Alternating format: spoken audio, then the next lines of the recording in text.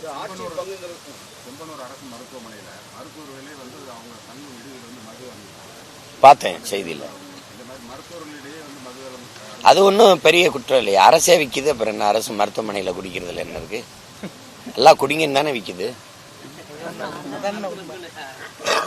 இதை சொல்றதுக்கு யார் நடவடிக்கை எடுப்பா சொல்லுங்க? நடவடிக்கை எடுத்தா வியாபாரம் குறையும், பரவாயில்ல. பொங்கலுக்கு பணம் கொடுக்க முடியாது. அரசு அங்கீகரிச்சு மதுவை வித்துட்டு இதை போய் பேசிட்டு இருந்து இது என்ன நடவடிக்கை எடுக்க முடியும்? என்ன நடவடிக்கை எடுக்க முடியும்? குடிச்சுட்டு போதையில போட்டு போயிட்டாங்க, சுத்தம் பண்ணிட்டு போயிருந்தா தெரியாது.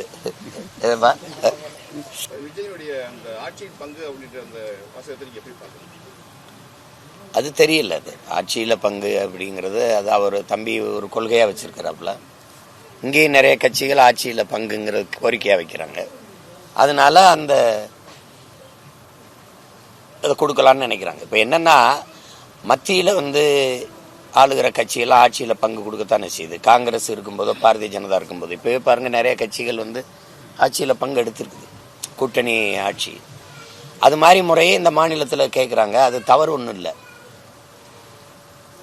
அது ஆட்சியில் பங்கு கொடுப்போம் அப்படிங்கிறது தம்பியுடைய பெருந்தன்மையை காட்டுது. அது வரவேற்கத்தக்கது தான்.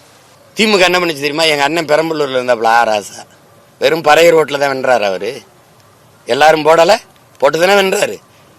அப்போ என்ன பண்ணிருக்கோம்? பொது தொகுதியாக மாறும்போது ராஜா நீ அங்கேயே நில்லுன்னு சொல்லியிருக்கணும்ல. எல்லாரும் போட்டு தானே வென்றாரு. எதுக்கு நீலகிரியை கூட்டிட்டு போன? ஏன்னா நாங்கள் எங்கள் அண்ணனை தமிழனா பார்ப்போம், நீ தாழ்த்தப்பட்டவனா பார்க்குற. இப்போ சிக்கல் புரியுதா? அதனாலதான் இந்த நிலையை நாங்கள் மாற்றணும்னு நினைக்கிறோம். அப்போ இவங்களோடலாம் சேர்ந்து இந்த வேலையை செய்ய முடியாது, தனிச்சு நின்னாதான் செய்ய முடியும். இப்ப பாருங்க, இந்த தேர்தலையும் நான் எல்லாருக்கும் இடம் கொடுத்துருக்கோம். நீங்க போடுங்க, போடாம போங்க. எங்க கிட்ட சாதி பார்த்துட்டீங்கன்னா என் தத்துவம் செத்து போயிடும். மதம் பார்த்துட்டீங்கன்னா போயிடும். நான் முன்வைக்கிற அரசியலை தான் நீங்க பார்க்கணும். நாங்க எடுத்து வைக்கிற கருத்தை தான் பார்க்கணும், அதை தான் பார்க்கணும். அதை விட்டு இவர் என்ன ஆளுக, இவர் என்ன மதம், என்ன சாதி, இதெல்லாம் பார்த்தா அதுலதான் இந்த நாடு நாசமாய் போய் கிடக்கு. கொஞ்ச நாள் சாதியில நின்று சாதிச்சவர்த்தனை சொல்லுங்க. சாதியில நின்று சாதிச்சவர்த்தனை சொல்லுங்க. திருப்பி அந்த திராவிட கட்சிகள்கிட்ட போய் 2-3 சீட்டுக்கு நம்ம நிக்கிறத தவிர வேற என்ன இருக்கு? நமக்கு வலிமை என்ன இருக்கு? அதுதான். அதை மாறணும்னா, நீங்க மாத்தணும்னா எப்படி பண்ணுவீங்க? வட மாவட்டங்கள்ல படையாச்சி தெருவுக்குள்ள பறையர் வாக்கெட்டு போக முடியாது. பறையர் தெருவுக்குள்ள படையாச்சி போறதே இல்லை. இது எப்ப மாறுன்னு நினைக்கிறீங்க?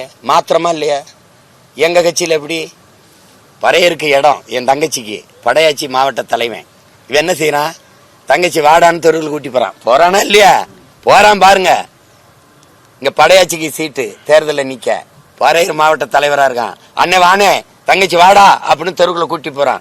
அம்மா போடு என் தங்கச்சிக்கின்றான். மாறுதல். பிளே ஸ்டோர் மற்றும் ஆப் ஸ்டோரில் இருந்து பாலிமர் செயலியை QR கோடு மூலம் பதிவிறக்கம் செய்யுங்கள்.